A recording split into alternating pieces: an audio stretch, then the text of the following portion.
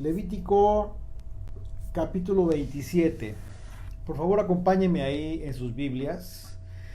En sus Biblias vamos al capítulo 27 del libro de Levítico, el último capítulo de este maravilloso libro. Bueno, estamos llegando ya al último capítulo y la característica principal que vamos a ver en este capítulo es que se describen algunos aspectos voluntarios por parte del pueblo respecto al Señor, como la expresión, una expresión máxima de adoración. Por eso se habla de votos voluntarios. Es decir, algo voluntario por parte del pueblo que estaría consagrándole al Señor como creador y dador de todas las cosas. Y esto en respuesta en gratitud. Yeshua le dio una encomienda a Pedro, ustedes recordarán, muy específica. En específico a Pedro, pero de observancia general para todo aquel que asegura que en verdad ama al Señor. Y esa encomienda, ¿cuál fue? Le dio un mandamiento a Pedro. Pero más que un mandamiento, si ustedes lo analizan, fue una propuesta voluntaria, así en un momento dado, antes de decir sí. Es decir, el Señor le dijo, si me amas, apacienta mis ovejas. Después de un proceso de restauración que tuvo Pedro, porque recordarán que Pedro estaba muy afligido por aquella ocasión en que le negó al Señor. Y después después de todo ese proceso, el Señor le restaura, pero al final Pedro insistiendo que finalmente le quería, pero no, que su amor quizás no era perfecto para con el Señor. Aún así, el Señor entiende la condición humana de nosotros, ¿sí? Y el Señor le dice, apacienta mis ovejas.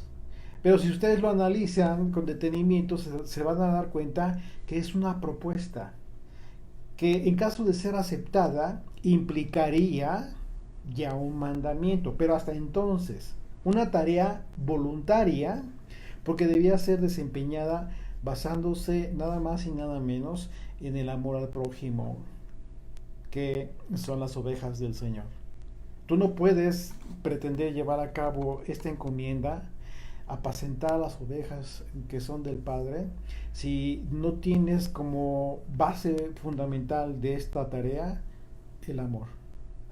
Todas las ofrendas y los sacrificios conllevan este elemento indispensable de la fe verdadera, el amor, la fórmula que Dios emplea para identificar a los hijos de Israel en sus vidas como una consagración en sacrificios vivos.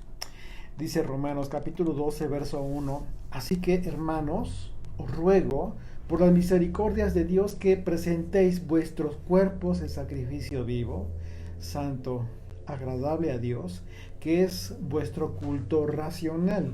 Y Pablo está hablando de un tiempo en el cual dejaría de existir el templo de Jerusalén, proyectándose hacia el futuro y hasta nuestros días, después de haber entendido todo el sistema sacrificial como el culto que verdaderamente le agrada a Dios, llevado a cabo en el Espíritu, transformando nuestras vidas y de esa manera expresar nuestro verdadero amor a Dios a través de un culto racional, es decir, a través de todo el sentido común, de toda la lógica que el Señor nos puede dar a través de nuestro entendimiento. Y es al punto de la gratitud que todo verdadero creyente llega en consecuencia a grado de prometer a Dios hacer determinadas cosas. Seguramente tú lo has hecho en un momento dado. Ya te has dado cuenta de la bondad del Señor, y llega algo a tu vida a tal grado de la gratitud que tú sientes por el Señor, que quieres hacer algo por él, en consecuencia, como por gratitud simplemente. Sin embargo, hacer una promesa a Dios y no cumplirla, pues bueno, traería consecuencias. Y eso se describe en este capítulo. Consecuencias lamentables para aquel que no las cumplía. Por eso el consejo era cumplir las promesas hechas al Señor. Y en Eclesiastés nosotros vemos esto en capítulo 5 a partir del verso 4. Dice, cuando a Dios haces promesas, no tardes en cumplirla, porque Él no se complace en los insensatos.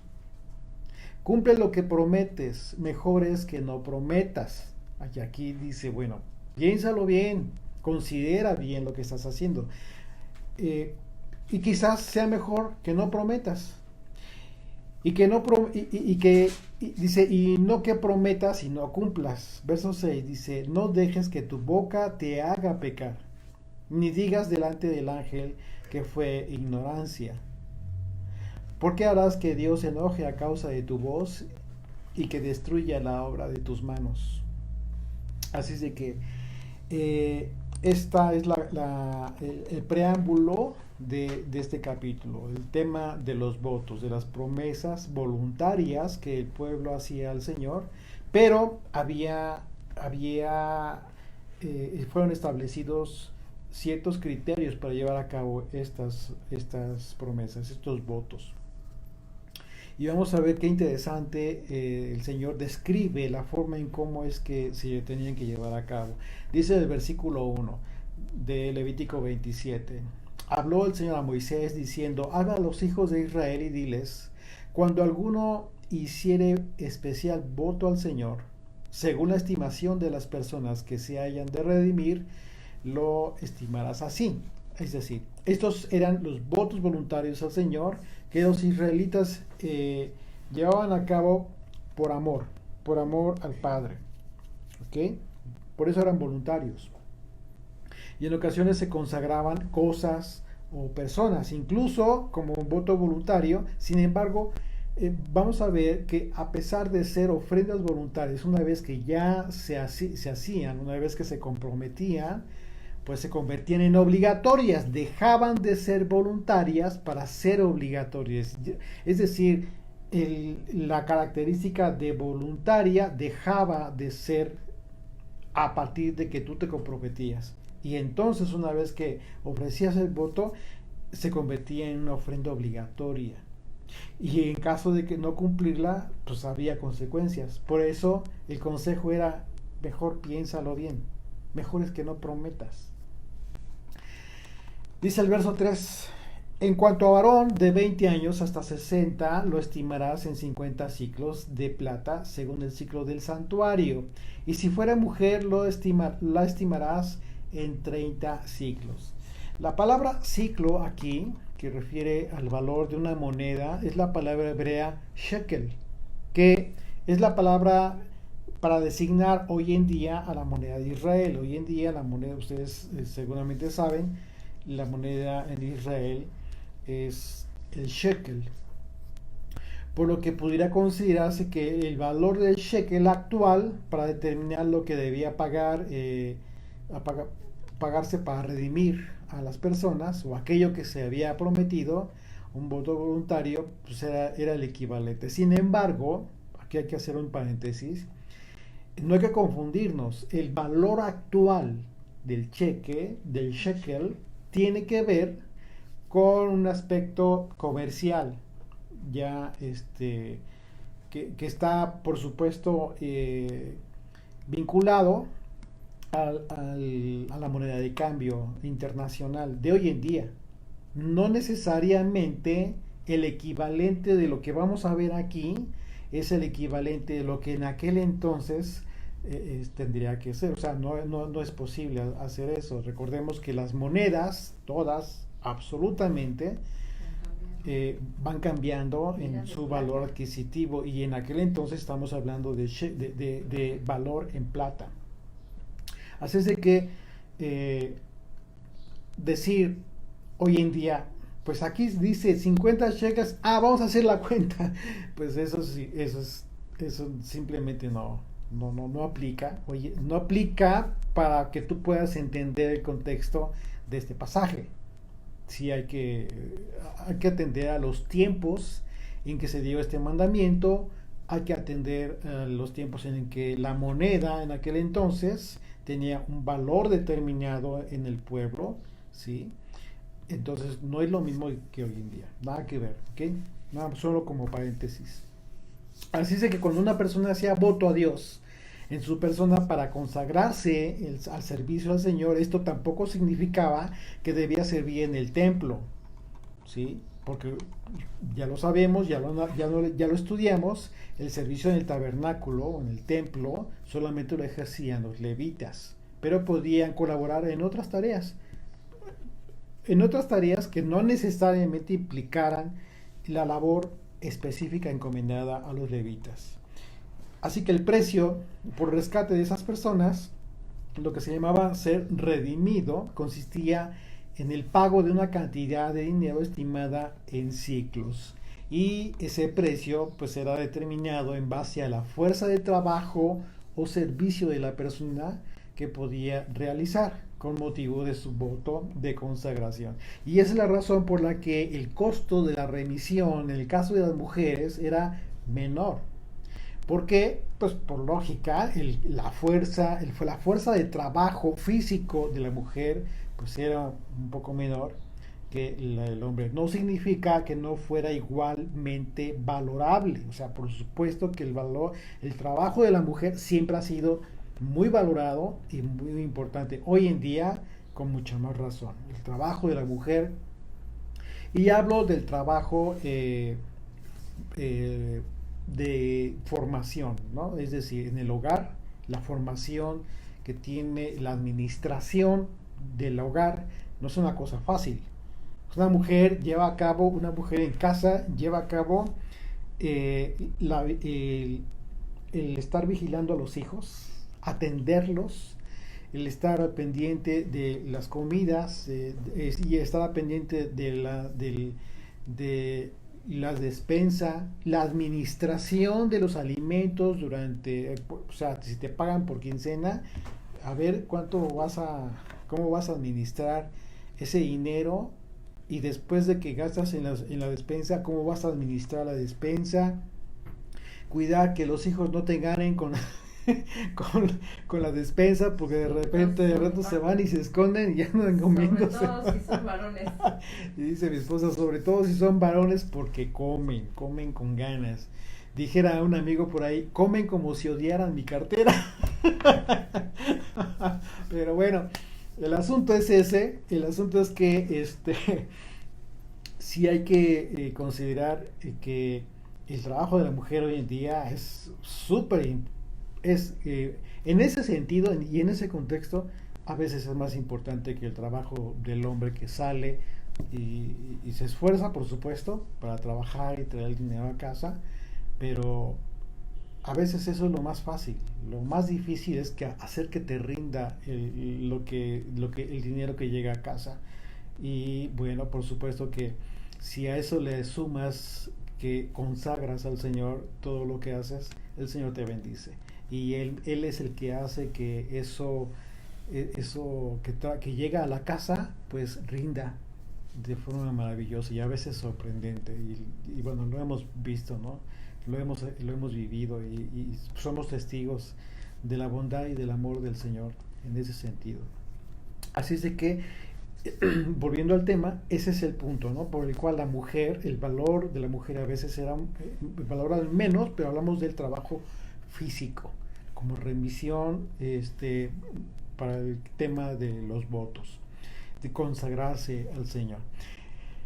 Continuamos en el verso 5, dice, y si fuere de 5 años hasta 20, y aquí ya vamos a ver, fíjense bien, vamos a ver edades de las personas, en cómo iban a ser valorados en base a la función que tenían, o el desempeño que pudieran ellos tener, sea hombre o sea mujer. Dice, y si fuera de 5 años hasta 20, al varón lo estimarás en 20 ciclos. Y a la mujer en 10 ciclos, ¿te das cuenta? O sea, habla de las edades, pero habla, ok, al hombre en tal cantidad y a la mujer en tal cantidad. Y si fuere de un mes hasta 5 años, entonces estimarás al varón en 5 ciclos de plata y a la mujer en 3 ciclos de plata. Mas si fue de 60 años o más, al varón lo estimarás en 15 ciclos y a la mujer en 10 ciclos. Pero si fuere muy pobre, fíjate, aquí el verso 8, vamos a poner atención.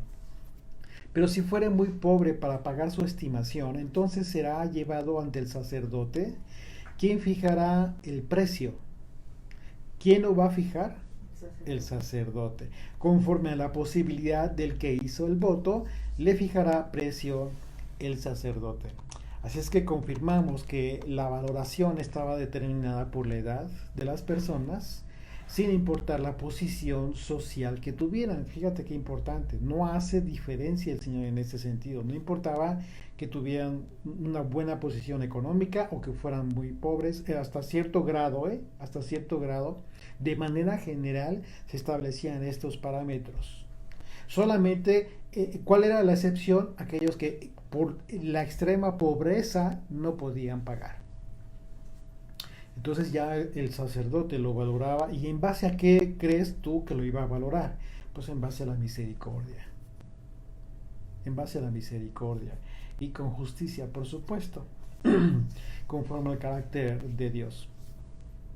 Así es que los pobres tenían la oportunidad de ir al sacerdote, quien en base a esta condición, pues fijaría el precio conforme a la posibilidad de la persona que hizo el voto. Y después de describir las conmutaciones, estas conmutaciones en el caso de las personas, se van a describir las conmutaciones en el caso de los animales. Fíjate, verso 9. Y si fuera animal de los que se ofrece ofrenda al Señor, todo lo que los tales se diera al Señor será santo. No será cambiado ni trocado, cambiado, bueno por malo, ni malo por bueno. Y si se permutare un animal por otro, él le y el dado, en cambio, de él serán sagrados. Así es de que el Señor prohibía entonces que se constituyera, se sustituyera lo bueno por lo malo. Y en el caso de las ofrendas de animales dadas al Señor, vemos en la profecía de Malaquías, ustedes recordarán, lo vimos recientemente, que efectivamente el Señor a través del profeta hizo un reclamo al pueblo y a los sacerdotes acerca de estas ofrendas de animales defectuosos. Fíjate, dice Malaquías capítulo 1 verso 8: y cuando ofrecéis al animal ciego para el sacrificio, no es malo, dice el Señor a través del profeta. Asimismo, cuando ofrecéis el cojo o el enfermo, no es malo. Preséntalo pues a tu príncipe. ¿Acaso se agradará de ti o le serás acepto? Dice el Señor de los ejércitos. Y dice el verso 14, nos vamos al verso 14 y dice: maldito el que engaña, el que teniendo machos en su rebaño, promete y sacrifica al Señor lo dañado. Porque yo soy gran rey, dice el Señor de los ejércitos, y mi nombre es temible entre las naciones. En el libro de los Hechos, también ustedes recordarán el caso de Ananías y Zafira, ¿sí?, que le dijeron al Señor que darían el dinero obtenido de una venta de una propiedad, pero no lo cumplieron. Y como vimos en su momento, ellos no tenían esta obligación, o sea, esto fue un voto voluntario de ellos. Así es de que antes de ser obligación, tuvieron la oportunidad de quedarse con el producto de la venta, pero lo prometieron y el problema fue que mintieron dando una suma menor, diciendo que era el todo de la venta. Por eso Pedro, orientado por el Espíritu de Dios, les dijo que mientras era de ellos, podrían haber hecho lo que hubiesen querido con dinero. ¿Por qué? Porque era una ofrenda voluntaria. Pero después trataron de retener algo que ellos no tenían ya por qué haber retenido, y mintieron al entregar a la iglesia pues solo una parte de esta venta. Y la consecuencia fue, ¿cuál fue? murieron. Por determinación del Señor, ellos murieron por haber mentido en algo tan sagrado. Recordemos, por eso estamos leyendo este capítulo muy importante, porque dice: todo aquello que se ha consagrado al Señor será santo. Una vez que ya lo hiciste, ya el Señor lo considera santo. Pero entonces, en el momento que tú mientes, como en el caso de Ananías y Zafira, pues imagínate lo terrible. ¿Por qué? Porque ellos no solamente, o sea, esto va más allá de una mentira. Ellos blasfemaron el nombre del Señor. Ellos alteraron esta santidad, ellos afectaron este bien que en un momento dado ya era santo al Señor, como una ofrenda. Y murieron. Bueno, terrible experiencia y testimonio para todos aquellos que, y dice la Escritura que después temieron, el pueblo temió por esta situación. Claro, tuvo que haber habido un ejemplo muy claro y muy contundente acerca de que al Señor es imposible engañarlo. Dice el verso 11: si fuera algún animal inmundo, y aquí fíjate lo interesante, porque se va a hablar de animales inmundos, dice: de que no se ofrece ofrenda al Señor, entonces el animal será puesto delante del sacerdote, y el sacerdote lo valorará, sea bueno o sea malo, conforme a la estimación del sacerdote así será. Si lo quisiere rescatar, añadirá sobre tu valuación la quinta parte. Es decir, por causa de ser un animal inmundo, algo que no se ofrece en ofrenda al Señor, se había de, en caso de rescatar, agregar una quinta parte, ¿sí? Es decir, un 20% del total del valor de ese animal. Y en el caso de un animal impuro, el rescate pues era más caro. Dice el verso 14: cuando alguno dedicare su casa consagrándola al Señor, la valorará el sacerdote, sea buena o sea mala. Según la valorare, el sacerdote así quedará. Mas si el que dedicó su casa deseare rescatarla, añadirá a tu valuación la quinta parte del valor de ella y será suya. Una vez más, en el caso de los bienes inmuebles, como la casa, igual para rescatarla tendría que agregarse un 20% más para poder rescatarle. Este principio a nosotros, ¿qué nos enseña? Bueno, cuando nosotros consagramos al Señor algo, debemos considerarlo muy bien antes de tomar esa decisión. Hoy en día, recordemos que este principio de las ofrendas ya no tiene vigencia.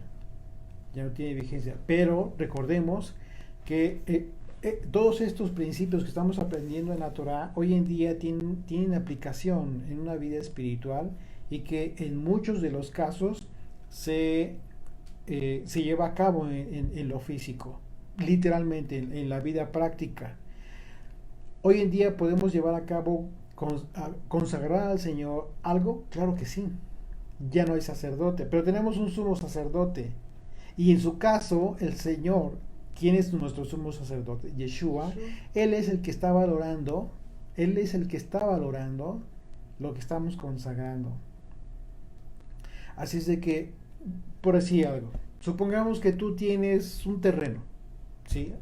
Y por alguna razón ahí lo tienes, y alguien dice: bueno, pues es que tenemos quizás algunos elementos para construir ahí algún albergue, pero no tenemos un terreno, y tú te enteras, y entonces tú lo consagras al Señor y dices: Señor, esta es la oportunidad para servir. Y entonces lo que sucede es que en ese momento tú, al consagrar ese bien, ese bien que es de tu propiedad,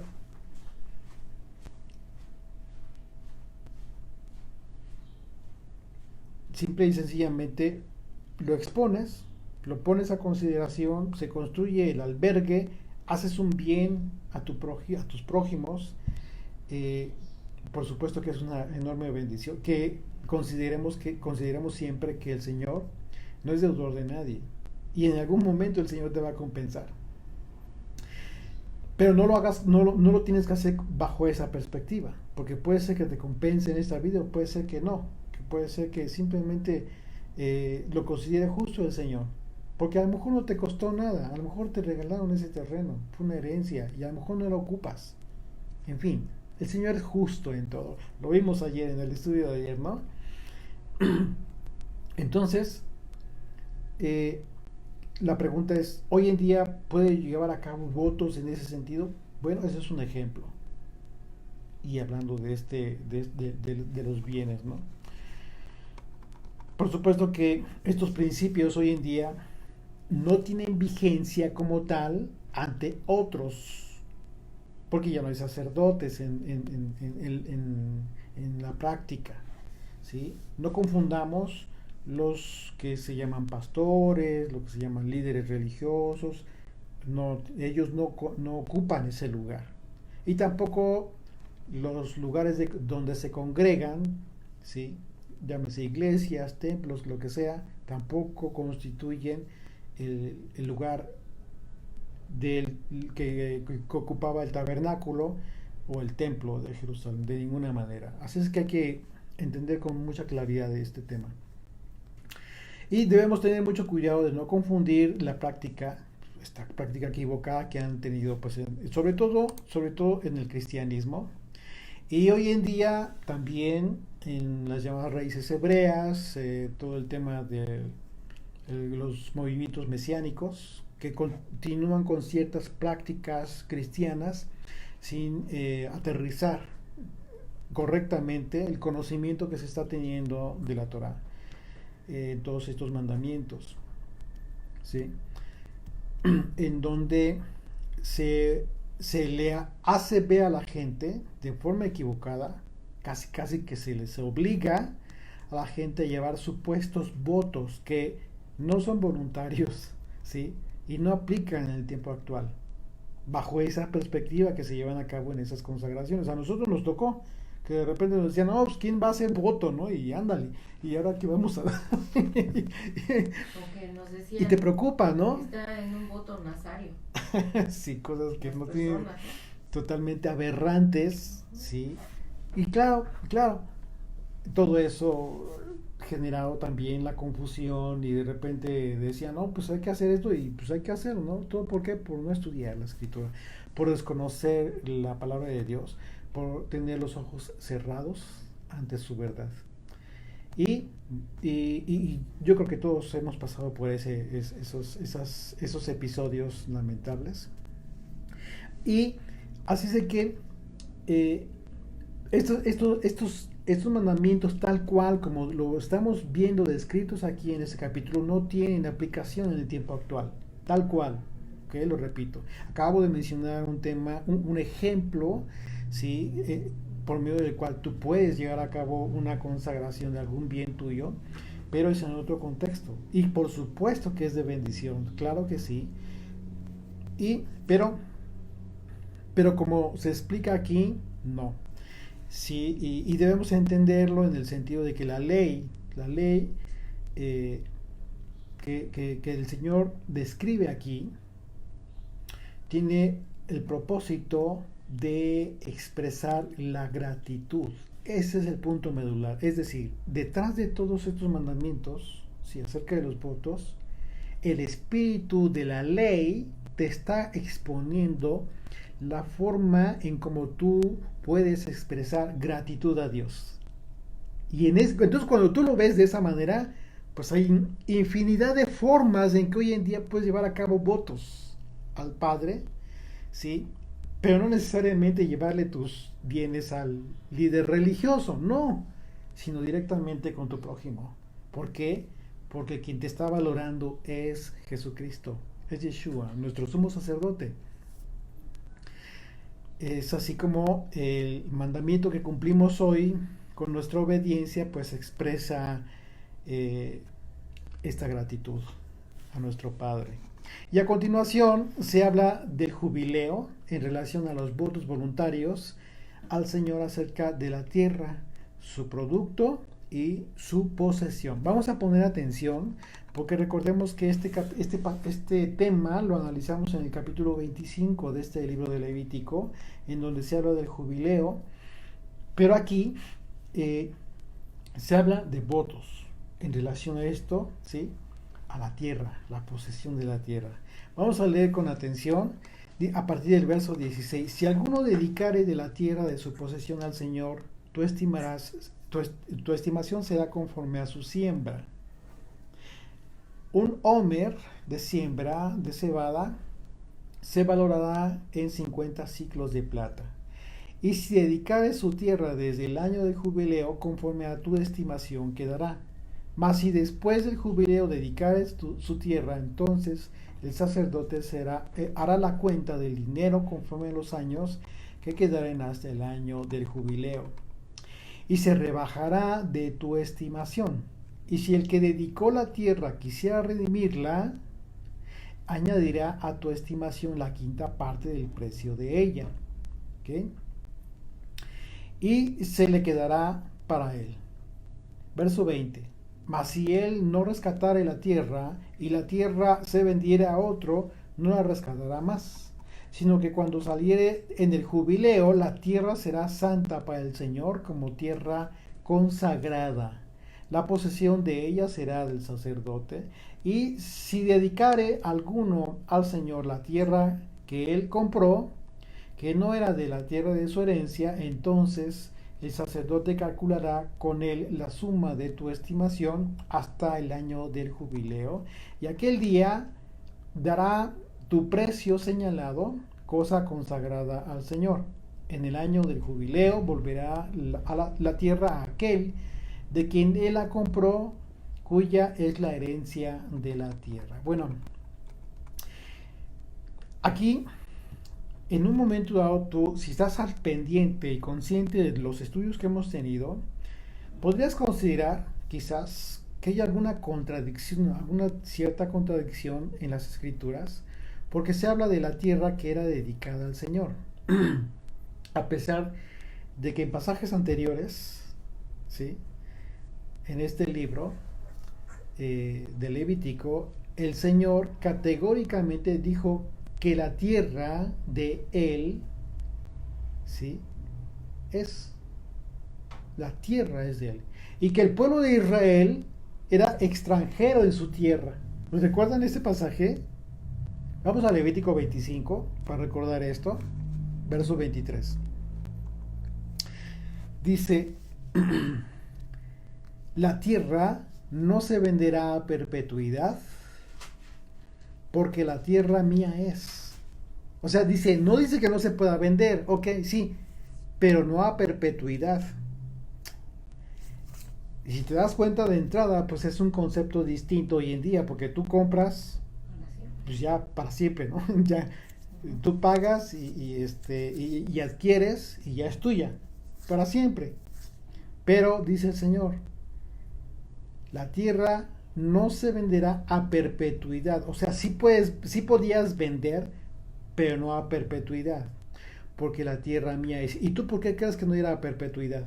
Porque en determinados casos, en el jubileo regresaba a su dueño original en caso de redimir. Pues vosotros, forasteros extranjeros, sois para conmigo. Le dice a su pueblo Israel. ¿Y de qué tierra está hablando?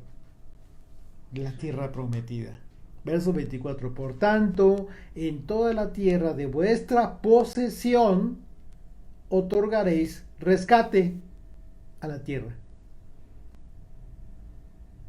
Toda la tierra prometida, todo Israel, toda la tierra prometida al pueblo,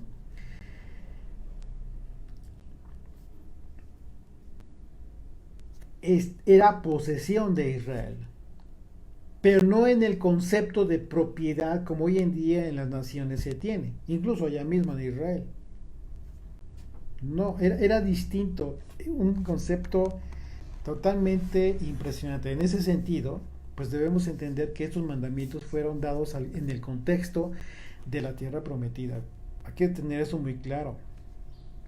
Y de la forma en que esta sería administrada por los moradores, por los israelitas. si es que ellos cumplían la ley del Señor a fin de que la tierra fuera de bendición pues abundante al cumplir con los años de reposo de la tierra. ¿Recuerdan? En este capítulo 25 de Levítico, ¿sí? Lo que en el panorama general, ¿sí? A los moradores de la tierra el Señor los consideró, los colocó en Israel en calidad de ¿qué? En calidad de administradores, poseedores de su tierra, de la tierra del Señor. Y por ello podemos entender mejor lo que leemos en el versículo 16.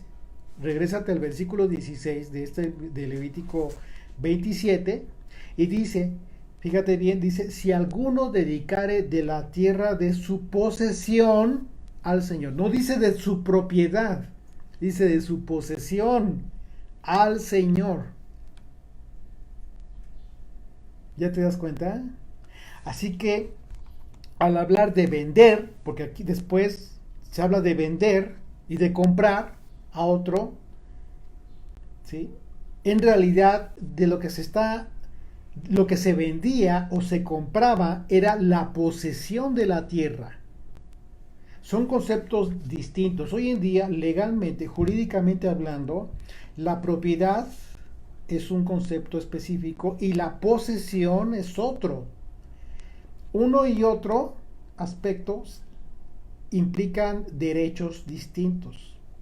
En ocasiones, la propiedad implica también la posesión, pero no necesariamente siempre es así. Tú puedes tener la posesión, la propiedad de un predio, pero no tienes la posesión. ¿Ok?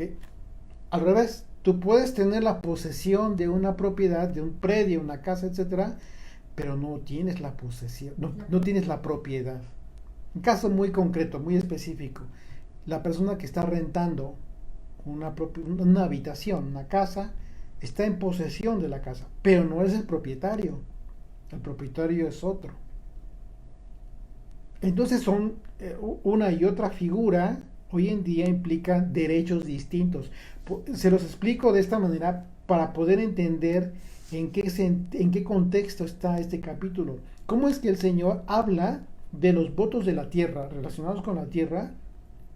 Pero en el capítulo 25 dice, la tierra es mía, te la doy en posesión, administrala, disfrútala, siémbrala, coséchala, y estas son mis reglas, y si las cumples vas a tener abundante bendición, pero obedéceme.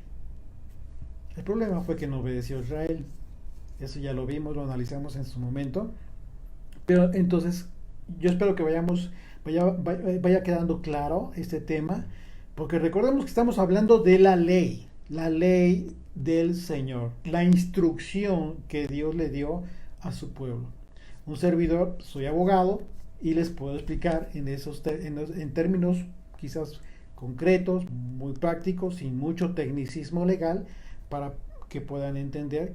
Y yo creo que con sentido común, aplicando el sentido de la lógica, podemos entender esto. Como es que a través de estos ejemplos el Señor hace esta diferencia. Y en todo esto vemos que el Señor le dio a Israel la posesión de la tierra. Por eso hablo de que los israelitas fueron constituidos como administradores de la tierra. ¿Sí?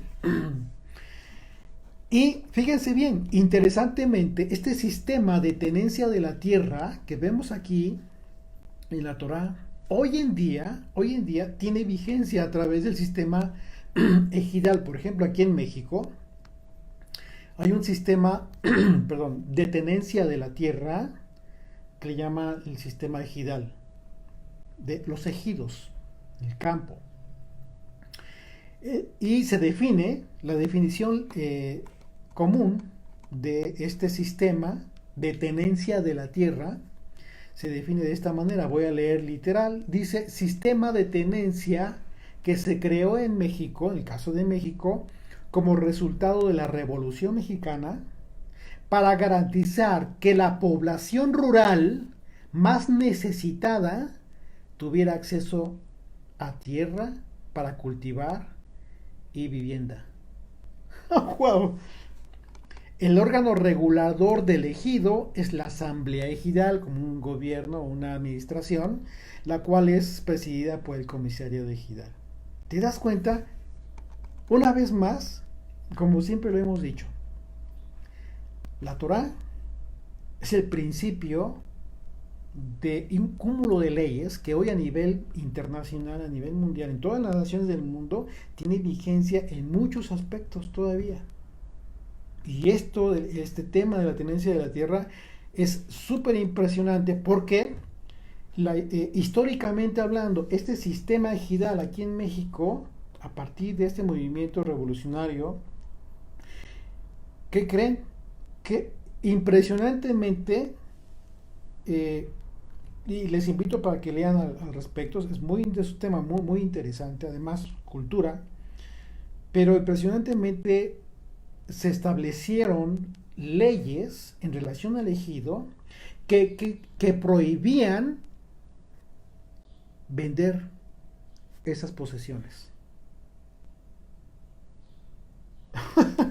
Una vez que se otorgaba la posesión a determinada familia para trabajarla, la tierra para cultivarla y poder vivir en ese lugar, ellos tenían prohibido, anteriormente, hablo de la ley original, tenían prohibido vender esa propiedad. ¿Por qué?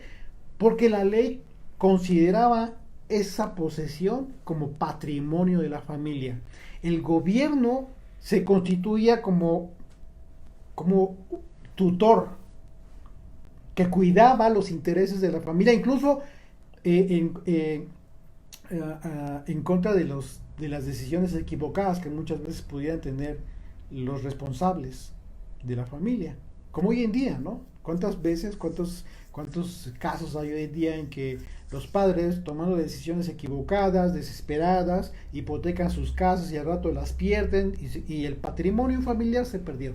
Bueno, solo como un brevario cultural acerca de movimientos, y hay otros sistemas que hablan de este tema.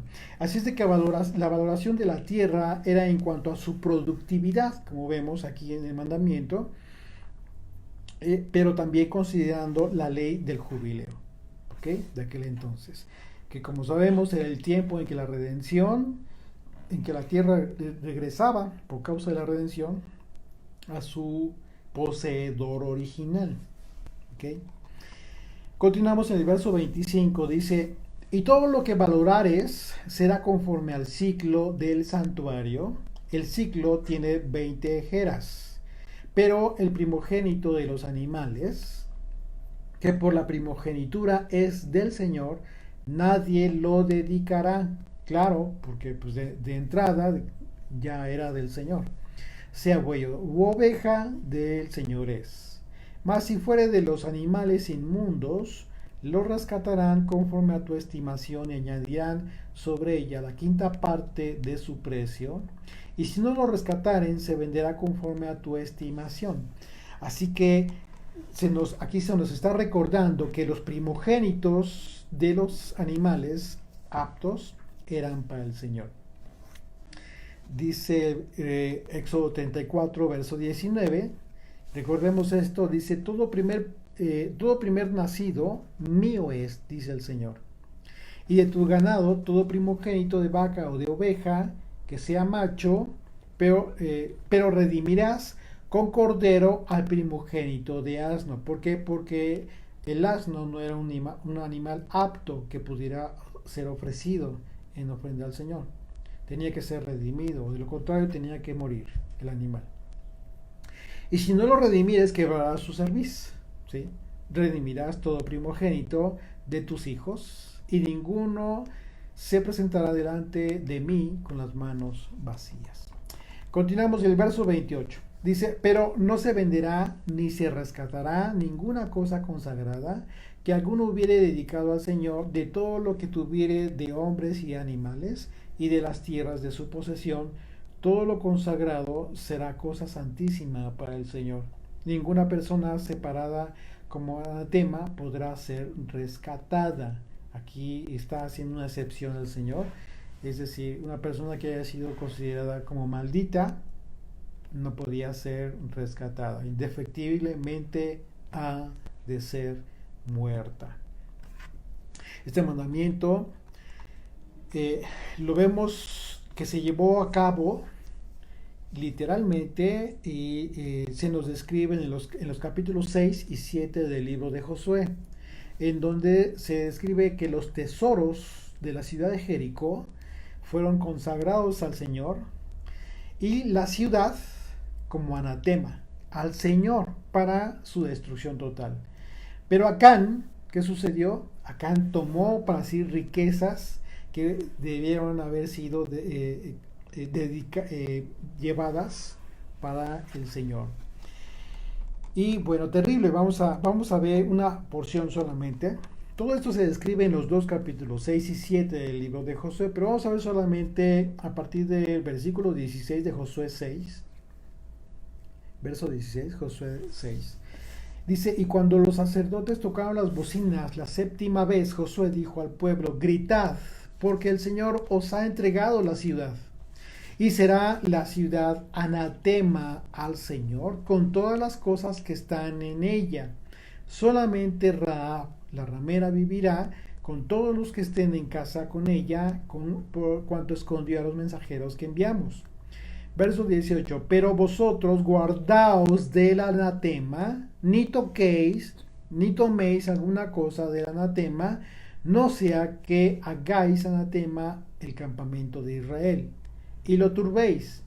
Mas toda la plata y el oro y los utensilios de bronce y de hierro sean consagrados al Señor y entren en el tesoro del Señor. Y bueno, terriblemente Acán tomó de esos tesoros para sí y tuvo que haber sido muerto por parte del pueblo. Continuamos, el verso 30 dice, y el diezmo de la tierra, así de la simiente de la tierra como del fruto de los árboles, del Señor es. Y se está hablando del diezmo, hay que poner atención aquí. Dice, es cosa dedicada al Señor. Verso 31. Y si alguno quisiera rescatar algo del diezmo, añadirá la quinta parte de su precio por ello. Y todo el diezmo de vacas o de ovejas, de todo lo que pasa bajo la vara. El diezmo será consagrado al Señor. No mirará si es bueno o malo, ni lo cambiará.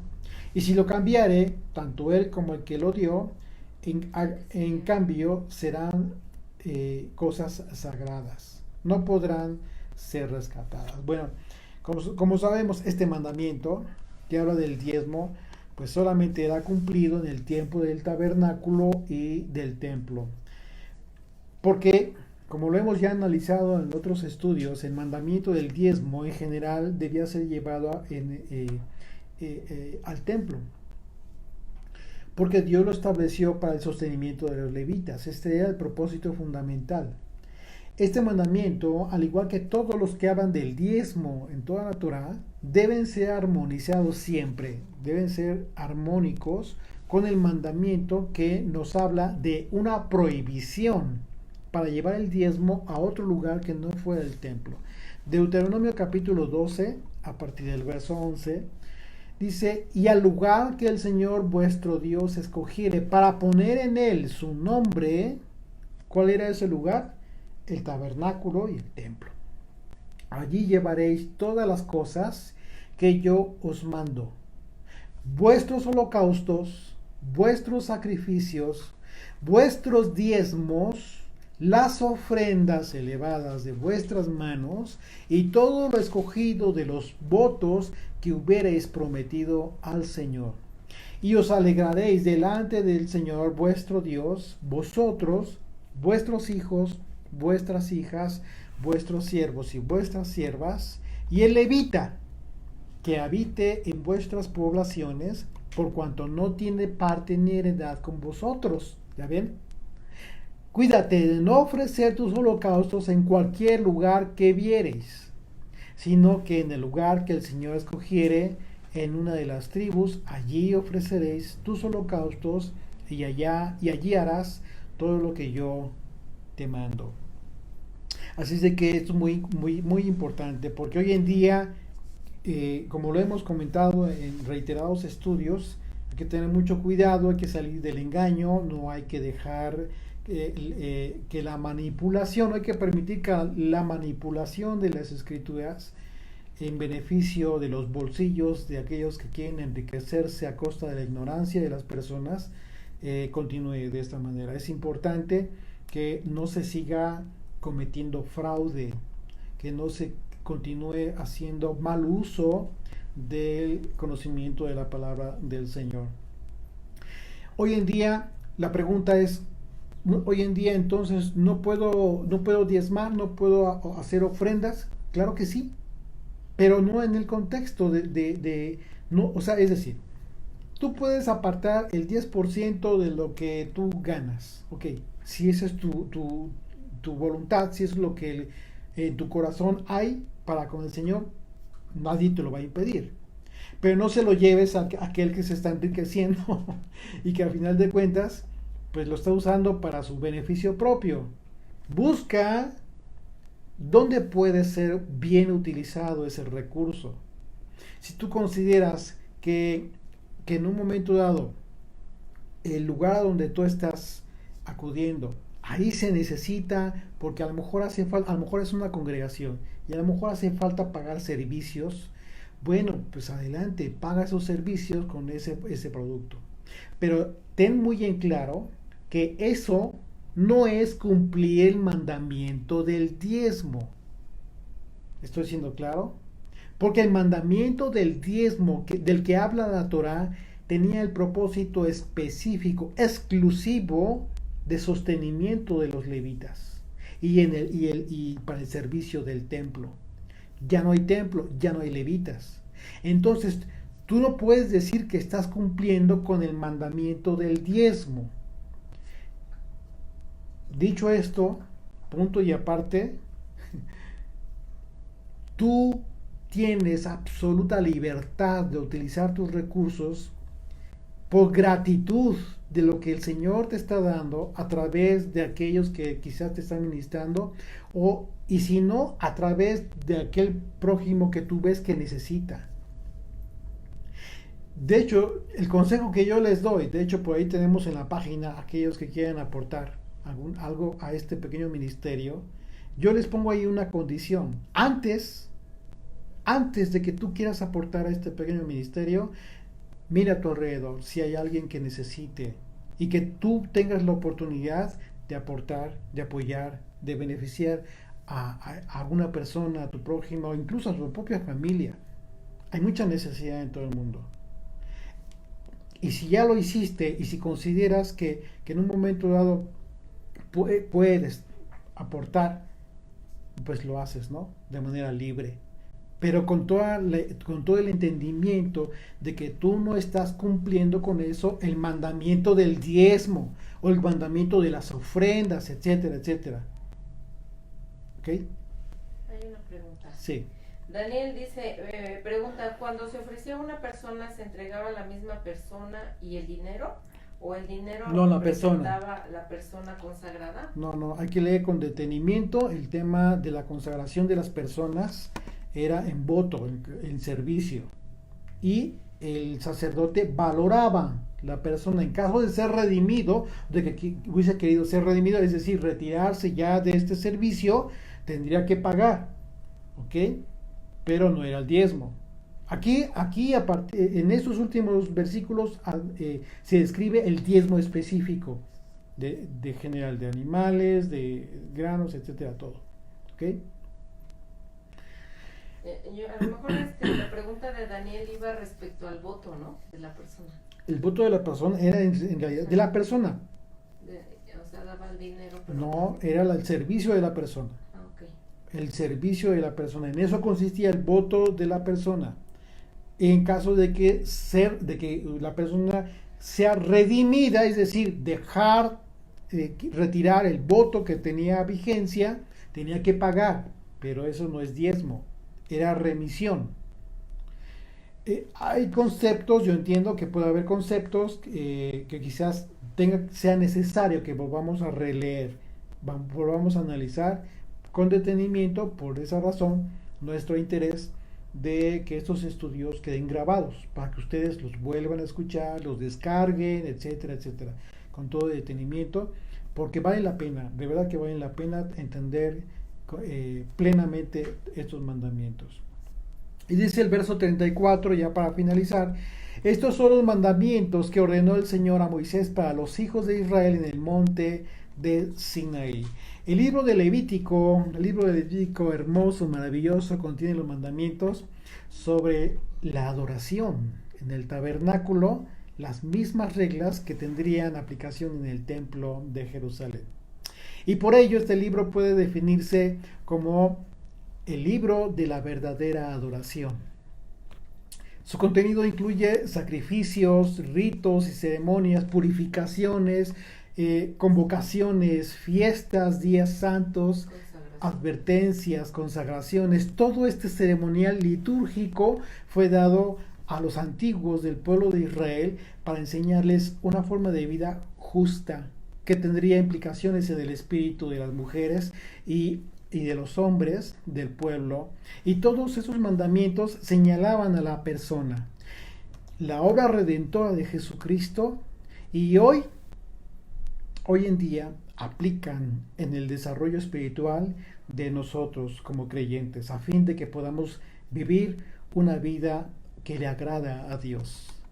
Dios, en su bondad, nos ha enseñado que su gracia trae salvación a todos aquellos que le adoran en espíritu y en verdad. Esa gracia, como aquello sobrenatural que obra en la vida de las personas, la gracia de Dios nos ha enseñado, nos sigue enseñando a dejar la maldad y los deseos mundanos y a llevar